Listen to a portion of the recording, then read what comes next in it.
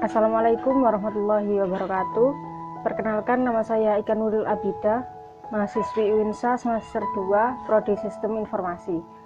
Video ini saya buat untuk memenuhi tugas UAS mata kuliah pengantar basis data. Isinya adalah penjelasan tentang executive summary yang sudah saya buat. Kita mulai dari MySQL. Dalam arti sederhana, basis data adalah kumpulan data yang saling berelasi yang dikelola dengan berbagai cara agar ketika dibutuhkan, data itu bisa dimanfaatkan kembali dengan cepat dan praktis. Sistem basis data mempunyai komponen-komponen penyusun seperti hardware, operating system, database, DBMS, user, dan aplikasi lain. Bahasa basis data ada dua, yaitu DDL, Data Definition Language, yaitu perintah SQL yang berhubungan dengan pendefinisian struktur basis data, meliputi perintah untuk membuat, mengubah, dan menentukan struktur tabel. Yang kedua, DML, Data Manipulation Language,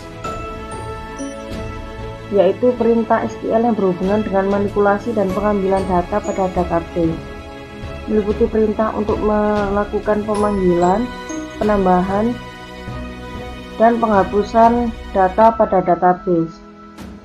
Untuk praktek membuat basis data bisa memakai aplikasi bundel seperti XAMPP, karena di sini sudah ada aplikasi Apache, MySQL, dan PHP sekaligus.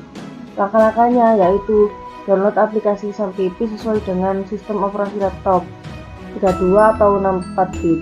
Kemudian klik dua kali file yang sudah terdownload, kemudian pilih bahasa. Selanjutnya ikuti langkah-langkahnya, kemudian tentukan lokasi folder tempat XAMPP ingin disimpan. Klik tombol install, tunggu sampai proses instalasi selesai, lalu klik finish.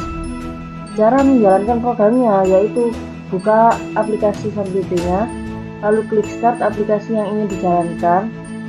Setelah itu, untuk masuk ke SQL melalui command prompt bisa dilakukan dengan perintah seperti berikut.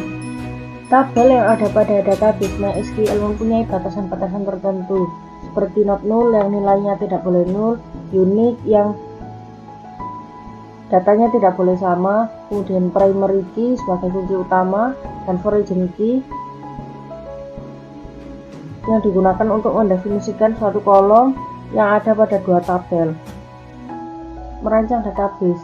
Dalam membuat suatu aplikasi berbasis database, langkah pertama yang harus dilakukan adalah merancang database. Orang yang merancang database disebut dengan sistem analis. Hasil rancangannya akan menentukan baik buruknya aplikasi yang akan dibuat. Dalam merancang database ada aturannya, diantaranya yaitu tidak boleh ada kerangkapan data pada tabel. Tiap tabel harus punya satu kolom sebagai primary key, kemudian tabel harus normal. Selanjutnya ukuran database harus minimal mungkin. Yang terakhir, memperhatikan apakah rancangan dapat menampung data sesuai kebutuhan aplikasi. Ada banyak sekali tipe-tipe tabel dalam MySQL. Contohnya yaitu MyISAM, InnoDB, dan Heap. Jenis tabel pada MyISAM ada tiga, yaitu MyISAM Static, MyISAM Dynamic, dan MyISAM Compress. Yang ketiganya ini mempunyai keunggulan dan kegunaan masing-masing. Kemudian tipe tabel yang kedua yaitu InnoDB. Memiliki keunggulan mendukung transaksi antar tabel, mendukung row level logging, mendukung foreign key constraint, dan crash recovery. Selanjutnya ada tipe Heap yang biasa digunakan sebagai tabel sementara karena tabel akan terhapus secara otomatis ketika server MySQL dimatikan. Selain ketiga tipe tabel di atas, adalah tipe-tipe lain seperti BDB yang mirip dengan InnoDB, namun penggunaannya ini masih belum maksimal.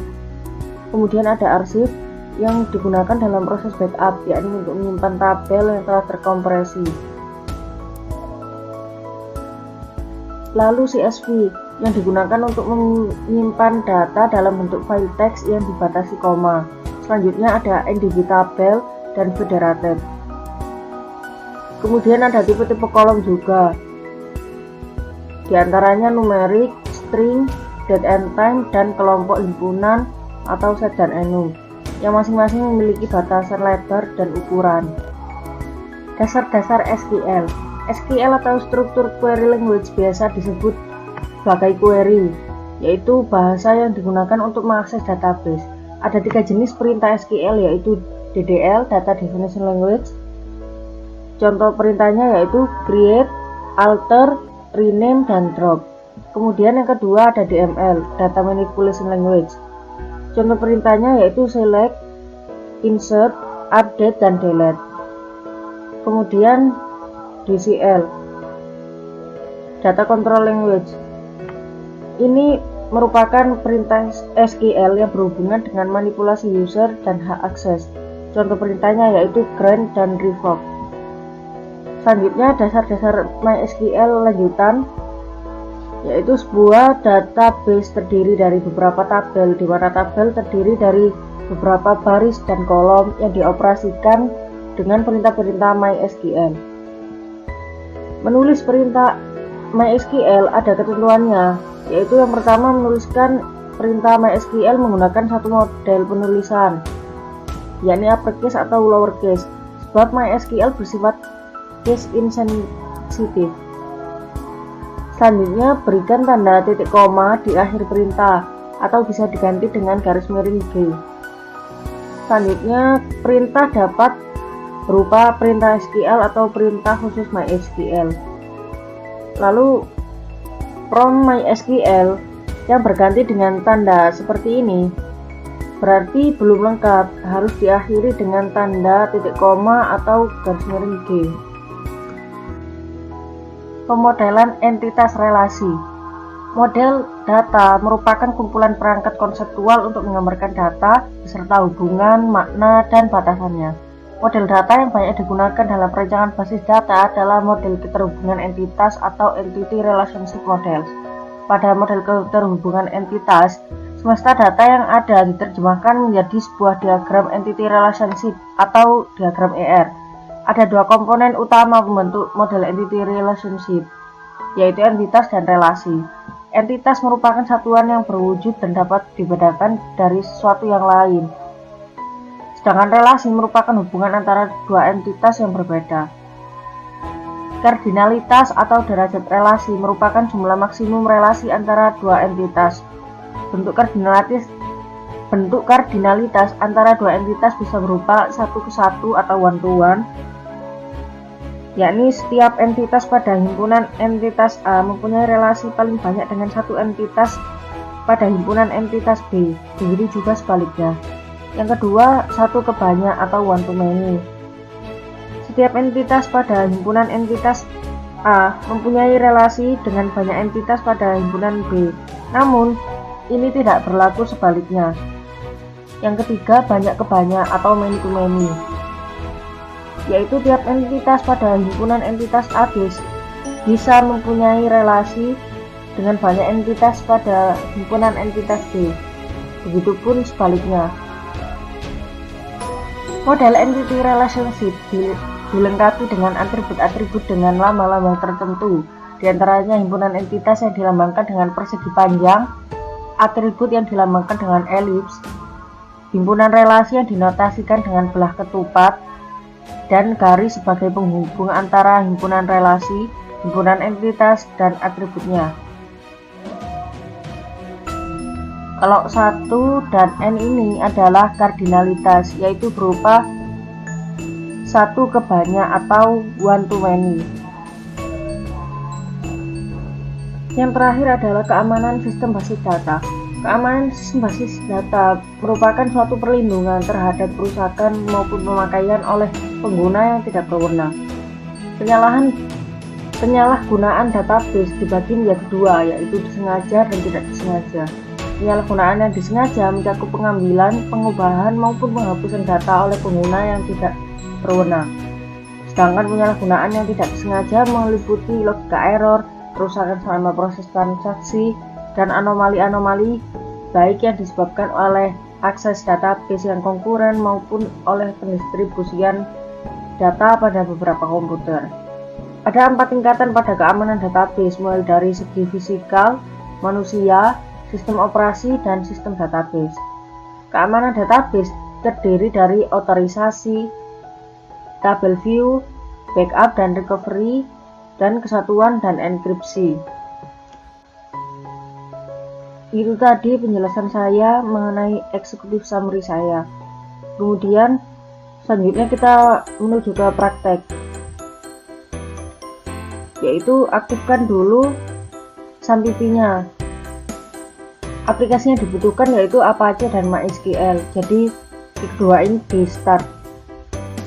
Kemudian buka CMD-nya. Untuk mempersingkat waktu dan biar nggak lama-lama, jadi saya tunjukkan apa yang sudah saya praktekkan. Jadi saya nggak mempraktekkan, saya hanya menjelaskan.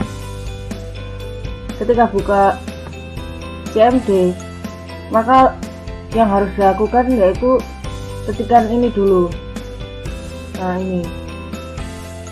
Kalau sudah berhasil masuk ke MySQL-nya, kemudian kita buat database baru dengan nama penjualan 1. Perintahnya yaitu create database spasi nama database-nya. Kemudian setelah itu kalau untuk mengecek apakah database tersebut sudah terbuat, kita bisa mengetikkan show databases. Di sini akan kita ketahui semua database yang sudah pernah kita buat.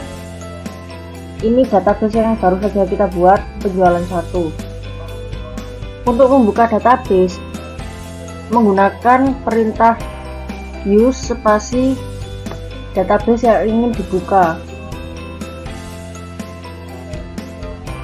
Setelah berhasil membuka database-nya, kemudian kita buat tabel baru dengan perintah create tabel spasi nama tabel, kemudian isikan komponennya. Nah, di sebelahnya ini adalah tipe datanya dan juga panjang karakternya. Untuk menampilkan seluruh tabel yang sudah ada, bisa kita ketikkan perintah show tabel.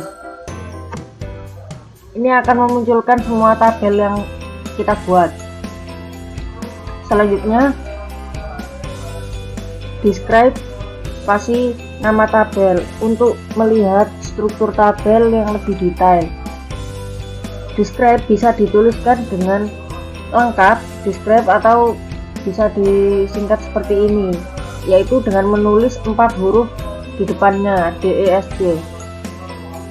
Setelah itu kita ubah struktur tabelnya dengan menggunakan perintah alter tabel spasi nama tabel, add nama kolom yang ingin ditambahkan, kemudian tipe datanya. Ini untuk menambahkan kolom. Kalau untuk mengubah tipe data pada kolom, yaitu dengan menulis alter tabel, nama tabelnya, modify nama kolomnya yang ingin diubah, spasi tipe data baru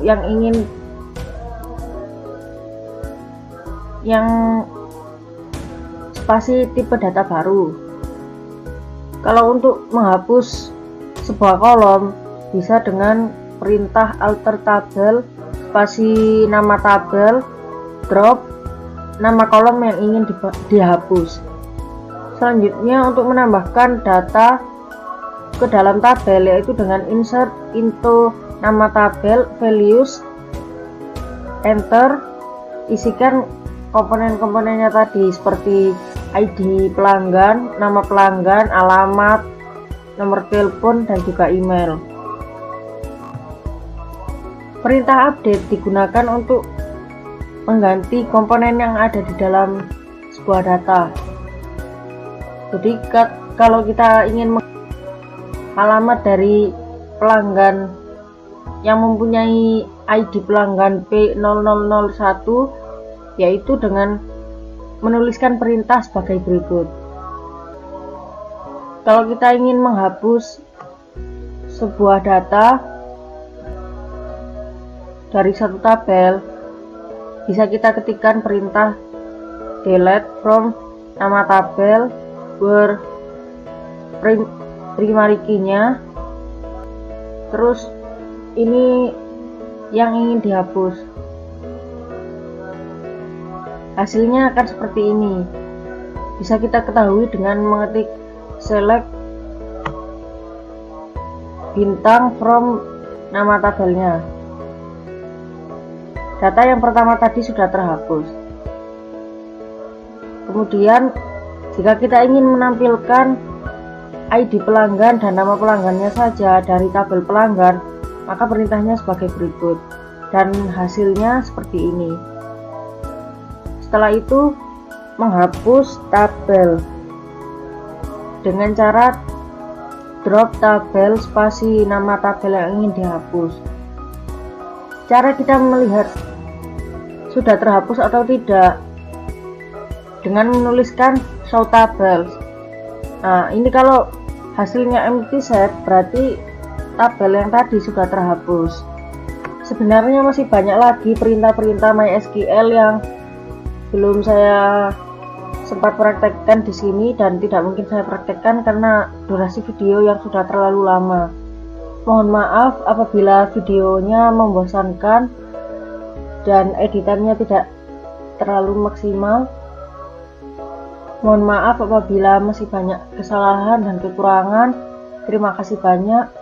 Wassalamualaikum warahmatullahi wabarakatuh.